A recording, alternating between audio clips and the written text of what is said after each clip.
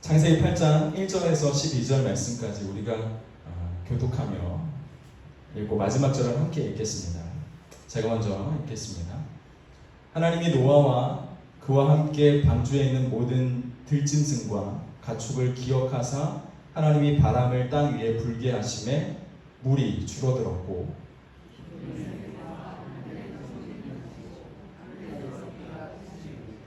물이 땅에서 물러가고 점점 물러가서 150일 후에 줄어들고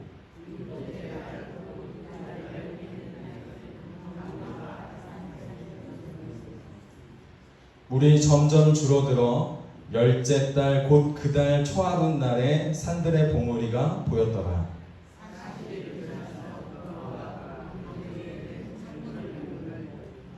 까마귀를 내놓음에 까마귀가 물이 땅에서 마르기까지 날아 왕래하였더라.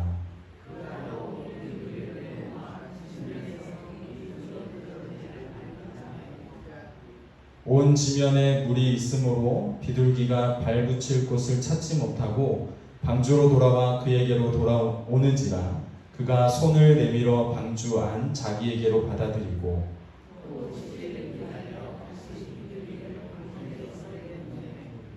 저녁 때에 비둘기가 그에게로 돌아왔는데 그 입에 감람나무 새 잎사귀가 있는지라 이에 노아가 땅에 물이 줄어든 줄을 알았으며 또 7일을 기다려 비둘기를 내놓음에 다시는 그에게로 돌아오지 아니하였더라. 아멘. 지난 2009년 1월 15일에 뉴욕 라과디아 공항을 이륙한 US 항공기가 이륙한 지 5분 만에 추락하는 사건이 있었습니다. 그 맨하튼 옆에 있는 허드슨 강에 바로 이제 이렇게 불시착하게 되었는데 그 사고 비행기에는 승객이 150명, 조종사가 2명, 승무원 3명 이렇게 155명이 탑승하고 있었는데 당시 그 당국의 경찰들과 소방국 그리고 인근을 지나가던 선박들 그리고 자원봉사자들이 신속하게 구조를 함으로 인해서 단 한 명의 피해도 없었던 것을 우리가 뉴스를 통해서 전해 들었습니다. 그때 기장이었던 그 설렘버거라는 사람이 있었는데 이 사람의 그 솔선수범하는 그리고 진두지휘하는 그 리더십이 굉장히 사람들 사이에서 유명해졌고 결국 이 사람을 소재로 한 또 이 사건을 소재로 한 영화가 출시되었습니다. 이렇게 보신 적 있나요? 저도 본 적은 없습니다. 그래서 그냥 이런 포스터가 있었구나 정도만 기억이 나는데 사실 비행기는 굉장히 편리한 교통수단입니다. 우리가 먼 곳을 가려고 하면 비행기를 탈 수밖에 없죠. 물론 기차도 있지만 어렵습니다. 기차 타고 먼 곳에 가기가.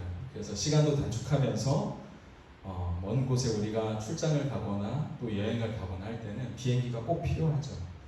요즘 이상하게 코로나가 있으면서 이렇게 원래 여행객들이 발길이 다 끊겼는데 이제 뉴스에서 보도가 되기를 한국이 제일 안전하다라는 이 기사들이 해외에서도 심심치 않게 보도가 되다 보니까 코로나임에도 불구하고 외국인들이 한국을 찾는 일들이 잦아졌습니다. 그래서 그 한국에 들어오는 지금 우리나라에도 지금 확진자가 계속 일어나고 있음에도 불구하고 해외에 비교해 봤을 때 굉장히 안정적인 숫자이죠. 그래서 사람들이 집 밖을 나가지 않는 것 혹시 부득이하게 나가야 되면 차라리 한국으로 오는 기업들이 다 우리나라를 빠져나갔다가 다시 리턴해서 한국으로 들어오는 그런 일들이 현재 우리가 겪고 있는데 만약에 비행기가 없었더라면 사실 가능치 않은 일이었죠. 그런데 이 비행기에서 굉장히 필수적인 상황은 무엇이냐면 아무리 멀리 또 빨리 간다 하더라도 반드시 그 비행기는 땅에 도착해야 된다는 것입니다. 반드시 이 땅으로 내려와야 안전한 것이고 목적을 이루는 것이죠. 물론 거의 대부분은 이 땅에 무사히 착륙을 합니다. 근데 대부분 아까 이제 소개했던 이 셜리의 허드슨 강의 기적처럼 불시착하는 경우들이 종종 일어납니다. 그래서 우리가 뉴스를 통해서 자주 이렇게 보시고 불시착하는 어떤 그런 과정을 우리가 좀 보면 뭐 이렇게 바퀴가 잘 빠지지 않아서 기계적인 결함 때문에 하는 경우가 있거나 또 엔진에 이상이 있어서 그런 일들이 일어나거나 아니면 그 하늘에서 새떼들에게 이렇게 유리가 딱 부딪히면서 그러면서 이제 갑자기 추락해야 되는 그런 경우들이 생기거나 이런 비정상적인 방법들로 인해서 착륙하는 것들이 있습니다. 우리는 이것을 불시착이라고 이야기하는데 이 불시착을 할 경우에는 이 비행기 안에 있는 사람들이 굉장히 위험하죠. 그 사람의 생명이 굉장히 위험합니다. 그렇기 때문에 이 허드슨의 기적에서 단 한 사람도 죽지 않고 다 이렇게 구조되었다라는 이것은 굉장히 말 그대로 기적인 것이죠. 마치 불시착하여서 이렇게 불시착하게 된 이 비행기처럼 오늘 우리가 읽고 있는 이 말씀 노아의 이 방주의 이야기는 마치 불시착하고 있는 비행기와 같은 상황 가운데 있는 그런 이야기들을 우리가 보게 됩니다. 방주를 타게 됨으로 인해서 하나님께서 그 땅을 완전히 멸하시는 그 홍수의 심판을 면하게 된 것은 맞습니다. 그런데 문제는 무엇이냐면 그들이 구원은 받았지만 그들이 방주 안에서 이제 어떻게 살아갈 것이냐 라는 것이 이제 큰 문제로 그들의 숙제로 다가오는 것이죠. 목숨은 건졌지만 그렇지만 이들이 이제는 이 방주 안에서 어떻게 살아갈 것이냐. 노아와 그의 일행들 가운데는 이 숙제가 놓여져 있는 것입니다. 왜냐하면 지금 이 방주 밖으로 나갔을 때는 자기의 그 목숨을 유지할 수 있다는 보장이 없는 것입니다. 전 지구가 물에 가득 찼고 모든 것이 다 파괴가 되었고 모든 생명은 다 죽었습니다. 그런 상황에서 방주 밖을 나간다. 이건 어려운 일이죠. 어쨌든 좋든 싫든 간에 지금 이 노아와 노아의 가족들과 그의 가축들은 이 방주 안에서 현재 살아가야 되는 것입니다. 이런 위기 가운데 있는 이 노아 그리고 노아의 이 일행들 이것을 보면서 우리는 홍수 심판 이후에 하나님께서 이 노아와 그리고 노아의 가족들 가운데 또 노아와 함께 있는 방주를 탄 가축들 가운데 하나님께서 이들을 어떻게 이끌어 가시고 어떻게 인도해 가시며 어떻게 이들이 다시 땅으로 정착할 수 있도록 하나님께서 어떤 일들을 행하시는가 그런 이야기를 오늘 말씀을 통해서 나누려고 합니다. 마치 그 심판 가운데 숨겨져 있는 하나님의 은혜가 있는 것 우리가 이것을 함께 발견하면서 은혜를 나누고자 합니다. 먼저 1절 말씀을 보시면 이렇게 기록이 되어 있습니다. 하나님이 노아와 그와 함께 방주에 있는 모든 들짐승과 가축을 기억하사. 성경은 노아와 그리고 노아의 식구들 그리고 그와 함께 방주에 탔던 모든 가축들과 그 짐승들을 하나님께서 뭐 하셨다라고 기억하고 있습니까? 기억하셨다라고 기록이 되어 있습니다. 기억하셨다라는 이 말은 사실은 단순하게 그냥 우리가 생각하고 있다, 생각에 남겨져 있다 그런 이야기가 아니라 사실은 이것을 의역해 보자면 하나님께서 기억하셨다 이 이야기는 하나님께서 돌보신다라는 의미입니다. 하나님께서 거기서 그들이 죽지 않고 병들지 않고 편안하게 안전하게 살아갈 수 있도록 그들이 기억하셨다라는 것은 그들을 방주 안에서 살아갈 수 있도록 돌보고 계신다라는 의미가 되는 것이죠. 그런데 이 노아의 가족들과 가축들 이 방주 안에서 그런 복된 삶을 살아갈 수 있었던 가장 큰 이유 그것은 바로 하나님께서 기억하셨다라는 것입니다. 사실 우리가 이 기억 속에서 잊혀진다라는 것은 굉장히 외로운 것입니다. 어떤 분들은 나는 가을을 탄다 라고 이야기하면서 굉장히 외로워하죠. 왜 그들이 외로워합니까? 그것은 자기가 누군가에게 자신이라는 이 존재가 누군가에게 잊혀지는 것 같아서 그래서 외롭고 그런 겁니다. 누군가 나를 기억해주고 돌봐준다는 것은 굉장히 복된 일입니다. 누군가가 나를 만나주고 그리고 나를 위해서 나에게 말을 걸어주고 또 나에게 전화를 해주고 나에게 카톡을 보내주고 물론 카톡을 보낼 때 이상한 걸 보내기도 가끔 하지만 어쨌든 나를 기억해서 보내준다는 것은 감사한 일이죠. 복된 일이죠. 아무도 나를 기억해주지 않고 내가 일주일 동안 그냥 살아가는 데 있어서 아무도 나에게 문자도 안 하고 관심도 보여주지 않고 그냥 그렇게 살아가는 거예요. 나의 가치가 이 땅 가운데서 살아가고 있지만 내 가치가 없는 것 같이 느껴진다. 얼마나 외로운 삶입니까? 그런데 인간의 이 불안과 외로움의 그 본질적인 문제, 근본적인 문제가 어디서부터 오는가? 그것은 바로 하나님을 우리가 잊어버릴 때부터 오는 것입니다. 우리가 하나님을 잊어버리는 것입니다. 하나님은 사실 우리를 잊어버리신 적이 없으십니다. 그런데 우리가 하나님을 잊어버리는 것이죠. 그래서 우리 안에 하나님께로부터 오는 안정감, 주님께서 주시는 기쁨을 누리지 못하고 오히려 주님을 잊어버리기 때문에 우리의 삶에 고독이 오고 불안이 오고 정서 안에 따뜻함이 없는 것입니다. 우리가 하나님을 만질 수 없고 볼 수는 없지만 또 하나님의 음성을 명확하게 들을 수는 없겠지만 하나님이 그렇다고 해서 나를 사랑하지 않고 나를 포기하셨다거나 나를 기억하시고 계시지 않는다라는 것은 아닙니다. 반드시 하나님은 우리를 기억하고 계시고 우리를 돌보시고 계시고 우리를 지키시고 우리의 삶을 인도하고 계십니다. 그렇기 때문에 우리는 두려워하지 않고 어떤 상황 가운데서든지 주님을 믿고 우리는 그 믿음으로 이 환경들을, 어려운 환경들을 이겨낼 수 있는 것이죠. 사실은 우리가 하나님을 잊어버린 것인데 마치 하나님이 나를 잊어버리고 포기하신 것처럼 느낄 때가 있다는 것이죠. 여기서 보면 오늘 우리의 말씀, 이 말씀 1절 말씀을 보시면 하나님께서 노아와 그의 가족들과 동물들을 주님께서 돌보시고 그들을 기억하신다라는 것은 그들이 현재 지금 그들이 방주 안에서 느끼고 경험하고 있는 그 외로움과 고통, 그런 힘들고 불안한 그 정서들을 하나님께서 다 알고 계시고 그들을 이해하고 계시다라는 것입니다. 그런데 우리는 힘들고 어려운 일이 닥치면 하나님이 혹시 주무시고 계신 것은 아닌가? 라는 생각을 할 때가 있습니다. 시편 121편 말씀을 보면 하나님께서 주무시거나 조시는 분이 아니시다라고 시편 기자는 기록합니다. 그렇지만 우리는 우리의 삶의 위기를 겪다 보면 내 삶 안에 하나님이 없는 것처럼 느끼고 내 고통을 하나님께서 못 느끼는 것처럼 우리가 생각할 때가 있습니다. 왜 이런 차이들이 오는가? 왜 그런 상황들 가운데 이런 생각들이 우리 가운데 있는가? 그것은 우리가 하나님의 실제, 하나님의 그 약속의 말씀, 그리고 하나님께서 어떤 분이신가에 대한 관심, 그것이 더 큰 게 아니라 우선적으로 내 감정이 어떤가, 그래서 그 감정에 우리가 이끌림을 받기 때문입니다. 내가 느끼는 것이 중요하다고 생각하는 것이죠. 사실이 중요한 게 아니라, 진리가 중요한 게 아니라 내가 지금 어떻게 느끼고 있냐, 그래서 내 감정이 어떠냐, 그래서 그 감정에 내 인생을 맡겨버리는 것입니다.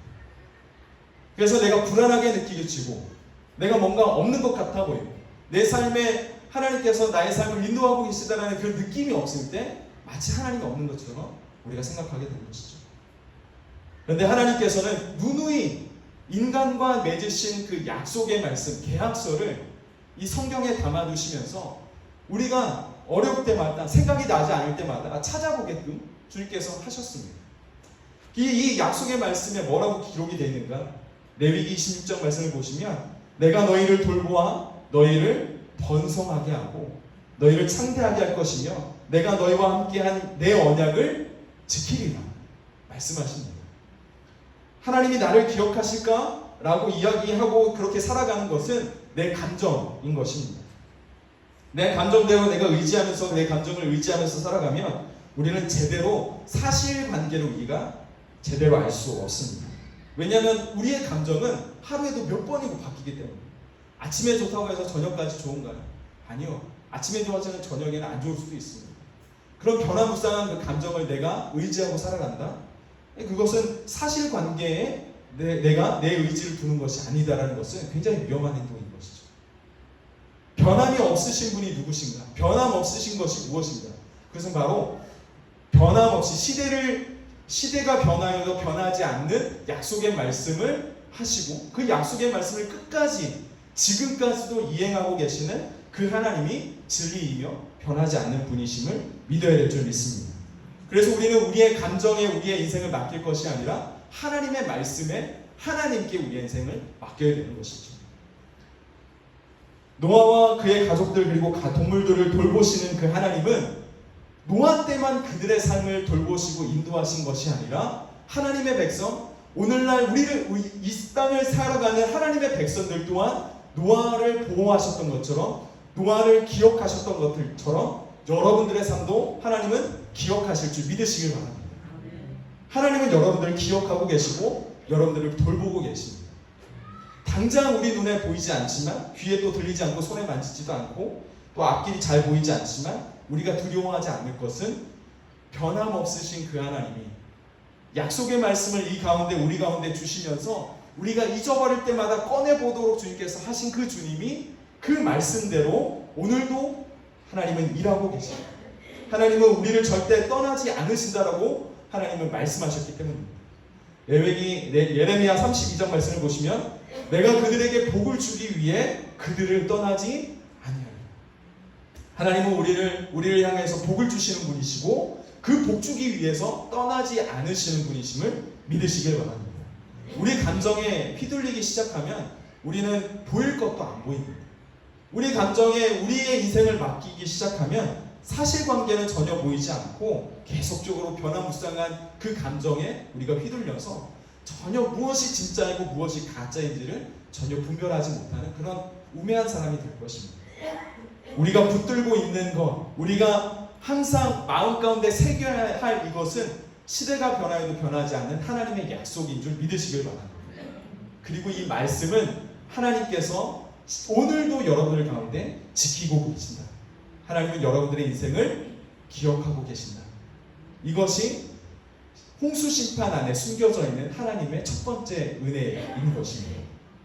그렇다면 두 번째 은혜는 무엇인가? 오늘 1절 말씀에 동일하게 그 이후에 나오는 말씀인데, 하나님이 바람을 땅 위에 불게 하심에 물이 줄어들었고 라고 이야기합니다.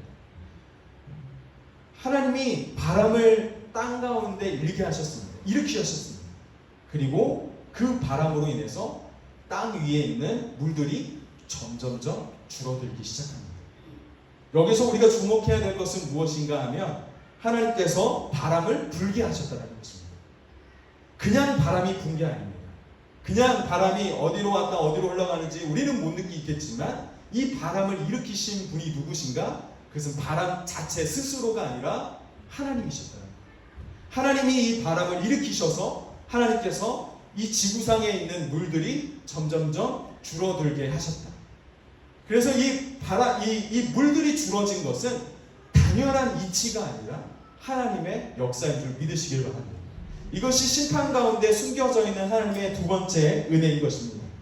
40일 내내 이 비가 내렸습니다. 땅 가운데 물이 가득했죠. 생명체라고는 단 하나도 없는 그런 심판이었습니다. 그 가운데 이 물이 잠겨져 있는 상황 가운데 땅들 가운데 화산의 폭발들이 일어나고 지진이 일어나면서 땅이 푹 꺼지고 바닷물들이 올라오기도 하고 내려가기도 하고, 하여튼 그 안에 엄청난 일들이 벌어진 것입니다. 150일 동안 그 가운데 물이 넘쳤다라고 성경은 기록하고 있습니다. 그러니까 5개월 동안, 자그마치 5개월 동안 노아와 가족들 그리고 동물들은 방주 안에서 꼼짝없이 힘든 삶을 살아야만 했던 것입니다. 은혜를 받은 것인데, 구원을 받아서 목숨을 부지한 것인데 고통이 따르는 것이죠. 방주 안에서의 삶이 지금 현재 심판을 받은 땅에서의 삶보다 어떻게 보면 굉장히 좋은 삶이고 복된 삶인데 고통이 조금은 따르는 것입니다.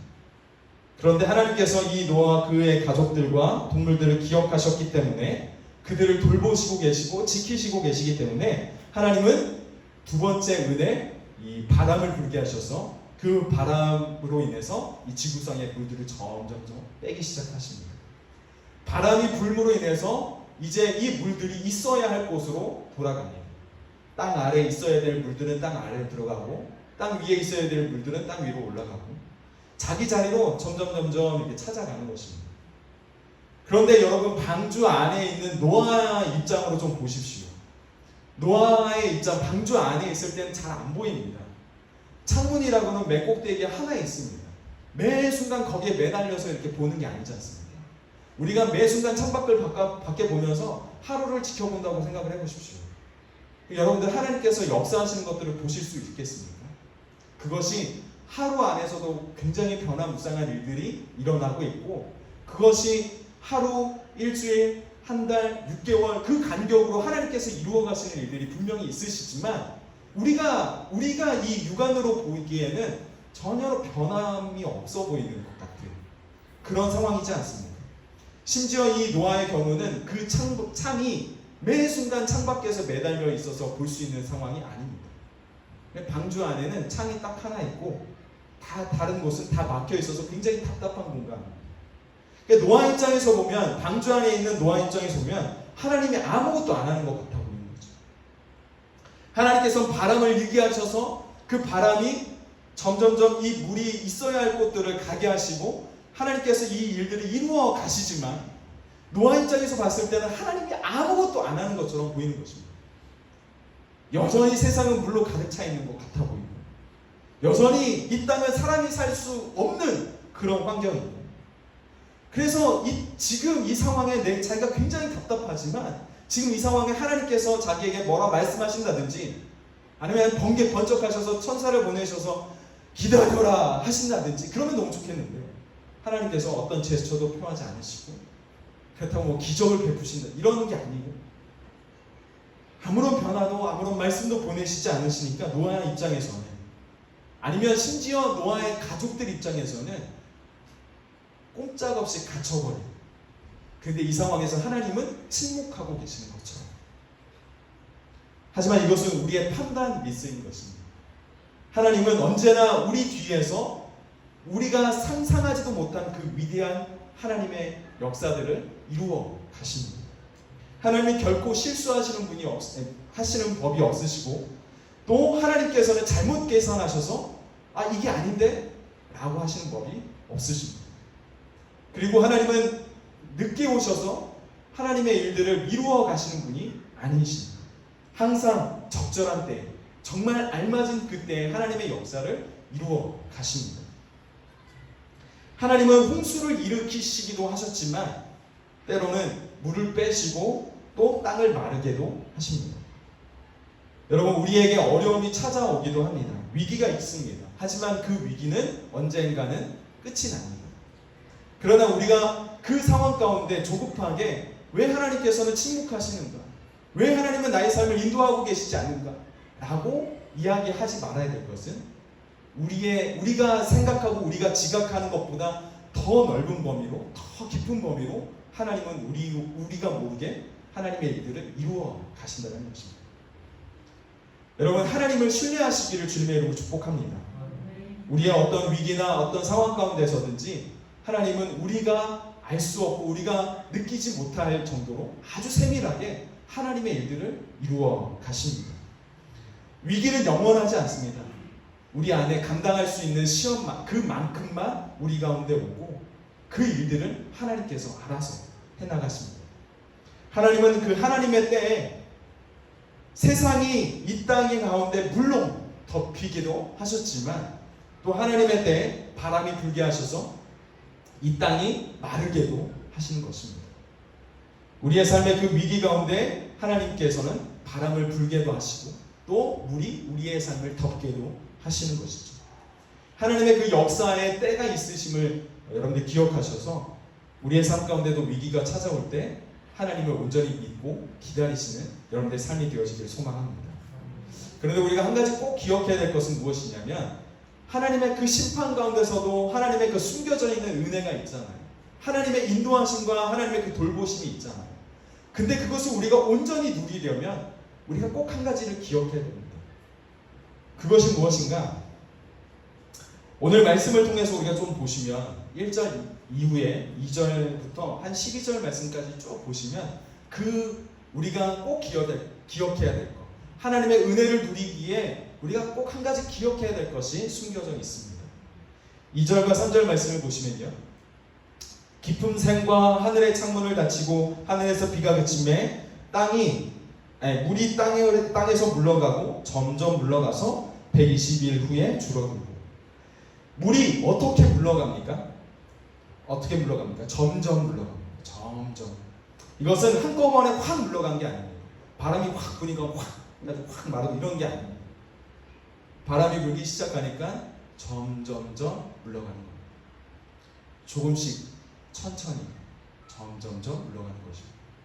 홍수는 갑자기 왔죠. 한 번에 너무나도 많은 양이 한 번에 와서 급상한 것들이 굉장히 많습니다. 그런데 물이 이렇게 마르는 시간은 점점 시간을 두고 점점 빠집니다. 그러니까 하나님의 일들 가운데서는 어떤 것들은 급하게 이루어지는 것들이 있는가 하면 또 어떤 것들은 시간을 두고 천천히 이루어져 가는 것들도 있다라는 것입니다.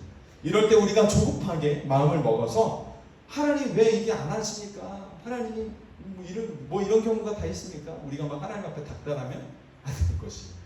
왜냐하면 때가 있기 때문이죠. 급하게 뭔가를 해야 될 때가 있고 천천히 시간을 두고 해야 될 때가 있는 것이죠.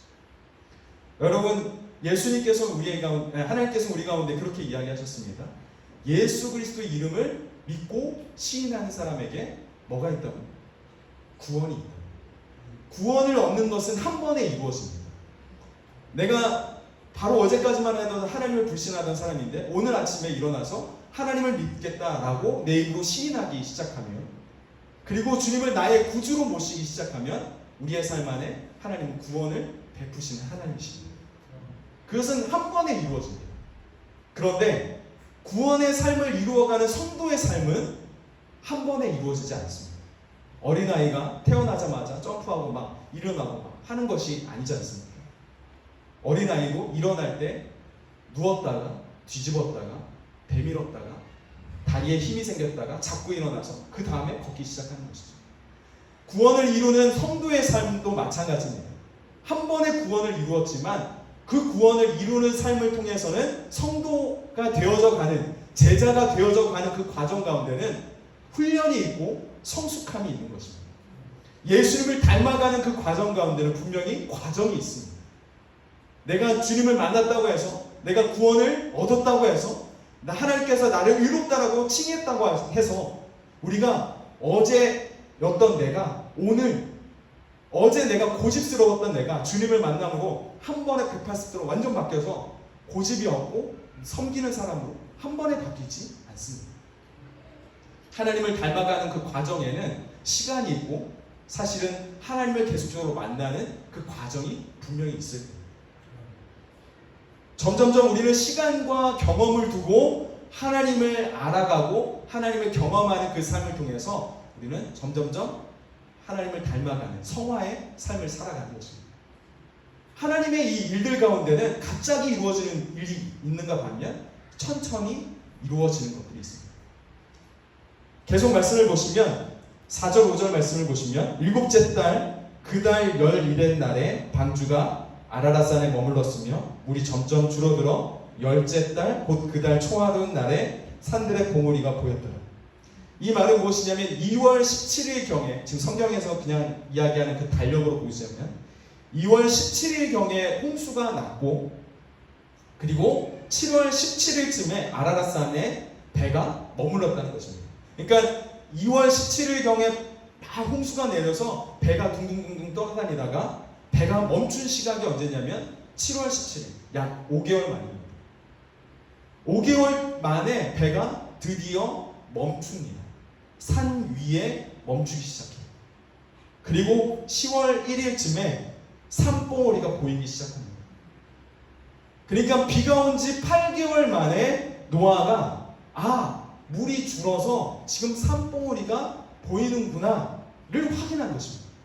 물이 지금 줄고 있구나 라는 것을 8개월 만에 보기 시작한 것입니다. 그래서 그는 까마귀를 보냅니다.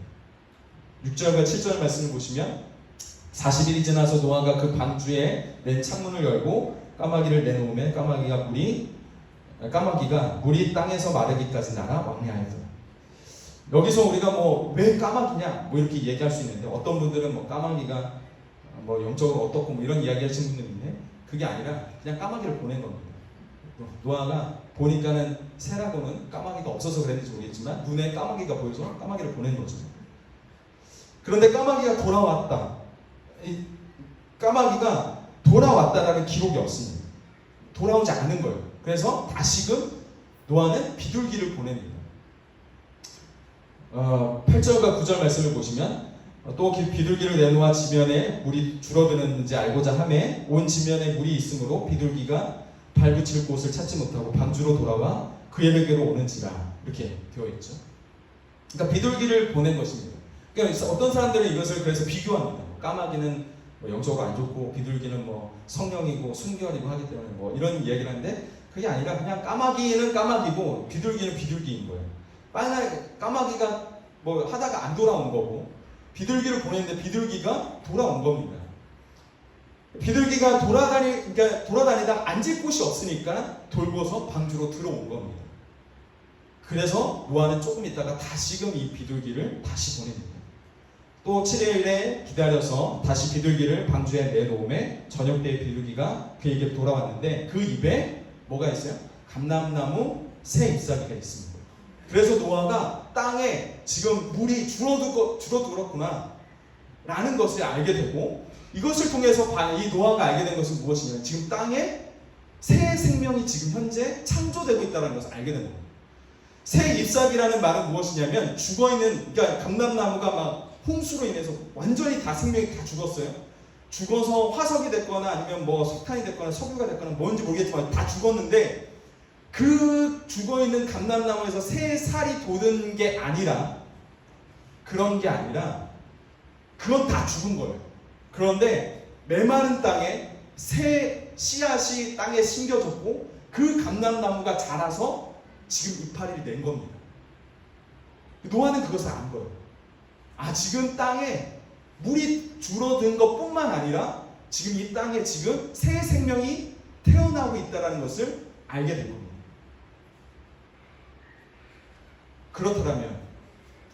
그렇다면 지금 이 방주 밖은 사람이 살 수 있는 환경입니까? 아닙니까? 사람이 살 수 있는 환경이 아니에요. 네, 사람이 살 수 있는 환경인 거예요. 그러면 나가야죠. 방주 밖을 나가야 되죠. 그렇지 않을까요? 근데 이상하게 노아는 방주 밖을 안 나갑니다.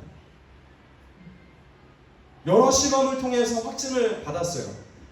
까마귀를 보내고 비둘기를 보내고 또 비둘기를 보내서 감람나무를 해가지고 여러 시간들을 거치면서 실험을 거치고 증거들을 확보하면서 지금 밖에는 지금 물이 빠지고 있고 물이 빠진 걸로 끝난 게 아니라 그 밑에는 지금 새 생명이 잉태되고 있고 하나님께서 이 창조의 역사를 지금 현재 이루어가고 계시는구나 라는 것이 확인이 됐어요. 그렇다면 그 현재 지금 우리는 저 밖은 현재 우리가 밖에 나가서 살 수 있는 환경이에요. 나가서 살면 됩니다. 그런데 노아는 뭐 하냐면 또 뭐 합니까? 7일을 기다려요. 7일을 기다려 비둘기를 또 내놓습니다. 그랬더니 비둘기가 이제는 돌아오지 않아요. 왜 돌아오지 않냐면 자기가 있어야 할 곳이 많다라는 거예요. 이쯤 되면 우리는 뚜껑 열고 자유다 프리덤 하면서 나가야 되는데 이때도 노아는 나가지 않아요. 뭔가를 기다리고 있는 것 같아요. 여러 실험들을 통해서 증거들이 확보가 됐고 여러 사인들을 통해서 지금 밖에는 새로운 일들이 일어나고 있다는 것을 확인을 했는데 지금 노아는 밖을 나가지 않아요. 왜 안 나갈까요? 지금 노아는 뭐 기다리고 있는 걸까요? 이 새 생명이 잉태되기까지 홍수가 내리고 새 생명이 무태에서 잉태되는 그 시간까지의 그 기간이 약 1년입니다. 1년 동안 너무 답답하잖아요. 참을 수 없잖아요. 밖에는 지금 현재 우리가 살아갈 수 있는 환경이 지금 열렸잖아요. 그러면 뚜껑 열고 방주 뚜껑 열고 나가면 되는데 노아는 그렇게 하지 않아요. 노아가 지금 현재 기다리고 있는 것은 무엇이냐면 하나님의 사인입니다. 하나님의 명령. 하나님의 명령을 기다리는 것이죠. 하나님은 어떤 명령? 이제 나가도 좋다. 이제 나가자. 방주에 들어갈 때 하나님이 명령하셨어요. 자, 너와 너의 식구들 그리고 내가 명령한 그 가축들과 공중의 새들과 땅에 기는 가축들 모두 다 방주로 들어가라. 그래서 이 방주를 다 들어가고 난 다음에 하나님께서 그 방주의 문을 닫으셨어요. 방주의 문을 닫으신 것이 노아가 아니라 하나님이 닫으셨어요. 그러면 노아는 아는 거예요. 이 방주의 문을 여신 이도 하나님이시다. 내가 문 열고 내가 주인에 대해서 막 야 살아라 프리덤 이런 게 아니라 자유다 그럴 것이 아니라 방주의 문을 닫으신 이가 방주의 문을 열 거라는 것을 노아는 아는 거예요. 그래서 기다리는 거예요. 물론 여러 차례 확인을 합니다. 여러 차례 이 상황 가운데 밖에서 어떤 일들이 일어나고 있는지를 확인을 해요. 그리고 그는 아마 말씀에 나오지 않았지만 하나님의 이름을 찬양했을 거예요. 예배했을 것이에요. 이렇게 나는 여기에 있지만 여전히 밖에서 하나님은 새로운 일들을 행하시는 하나님을 보면서 내가 살아갈 수 있는 새로운 공간들을 하나님께서 만들어 가시는 하나님을 보면서 하나님 예배했을 것이에요. 근데 그 하나님의 명령이 떨어지기 전까지 노아는 일절 움직이지 않아요. 하나님께서 나가라 했을 때 나가라. 여러분, 기독교인들이 어떤 사람들입니까? 하나님의 백성들이 어떤 사람들입니까? 하나님의 명령에 철저하게 순종하는 사람들입니다. 그 순종이라는 그 말이 노아처럼 순종하는 거예요. 순종의 말이 90% 순종이 아니에요. 거의 다 순종해야 하고 마지막 판에 내 마음대로 하는 것이 아니에요. 노아가 보여주는 순종은 끝까지 기다리는 거예요. 그래서 우리가 이 심판 안에 숨겨져 있는 하나님의 은혜를 온전히 누리는 그 일들 가운데 우리가 꼭 기억해야 될 것은 하나님의 때를 기다리는 것입니다. 우리는 하나님의 때를 기다려야 될 줄 믿어요. 인내하고 참아내고 우리가 기다릴 줄 알 때, 하나님의 때를 기다릴 줄 알 때 하나님께서 우리 가운데 주실 그 하나님의 은혜를 풍성하게 우리는 맛볼 줄 믿습니다. 그 하나님의 은혜를 우리가 하나님께서 주시려고 막 하는데 우리가 못 기다려요. 그러면 하나님께서 주실 그 은혜가 온전히 임할 것이 아니에요. 하나님께서 그 주실 은혜가 부족하게 임할 거죠. 물론 우리의 그 기대보다 훨씬 더 큰 은혜를 하나님께서 주시겠지만 정말 온전한 성도의 그 삶은 하나님의 때를 기다리는 것입니다. 나가야 될 때, 방주의 문을 열고 나가야 될 때를 지금 노아는 기다리고 있는 것입니다. 우리는 노아처럼 철저하게 하나님의 음성을 기다리는 하나님의 사람들이 되어야 될 줄 믿습니다. 하나님이 주신 그 은혜를 누릴 때 우리는 하나님의 그 음성, 하나님의 그 명령, 하나님의 그 음성을 누리는 그것을 기다리는 영적인 습관이 우리 안에 필요해요. 하나님의 때를 기다리고 하나님의 음성을 기다리고 여러 상황을 봤을 때 여러 어떤 상황의 이 사인들을 들었을 때 이게 맞다 해서 선택했는데 하나님의 음성을 확실하게 듣거나 하나님의 그 명령을 확실하게 우리가 들으면서 나아가는 것이 아닌 그 때를 못 기다리고 우리가 나아가는 것, 그것이 하나님께서 원하시고 하나님께서 쓰시는 사람의 행보가 아닌 것이에요. 하나님께서 온전하게 정말 기쁘시게 그 인생이 쓰임받는, 하나님께서 쓰실 때 그 쓰임받는 그 환경을 보면서 하나님께서 정말 마음껏 기뻐하시는 사람의 행보는 하나님의 명령 앞에 순종하는 것. 그래서 우리는 우리의 신앙의 목표를 하나님께 쓰임받는 사람으로 우리의 마음 가운데 새게 될 줄 믿습니다. 따라해 보실까요? 하나님께 쓰임받는 사람. 그것이 여러분들이 되어지기를 소망합니다. 네, 그것은 제 멘트고요. 다시 한번 따라해 볼까요? 하나님께 쓰임받는 사람. 이것이 여러분들의 신앙의 목표가 되시길 바랍니다. 아멘. 여러분들 하나님의 그 은혜, 심판 안에 숨겨져 있었던 그 은혜들 기억하셔서 하나님은 여러분들을 여전히 기억하고 계시고 여전히 돌보고 계시며 하나님은 여러분들이 하나님의 그 하나님과 대화하는 그 주파수를 살짝만이라도 잊어버렸을 때라도 하나님은 여러분들을 위해서 인도하고 계시고 역사하고 계시는 하나님이시다.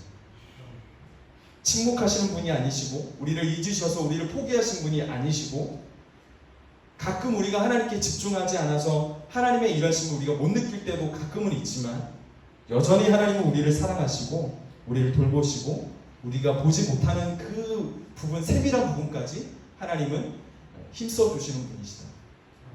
우리는 이것을 감정적으로 받아들일 것이 아니라 약속의 말씀을 믿으면서 그렇게 우리가 주님을 신뢰하면서 주님의 때를 기다리면서 주님의 음성을 기다리면서 그렇게 신앙생활을 해 나가야 될 줄 믿습니다.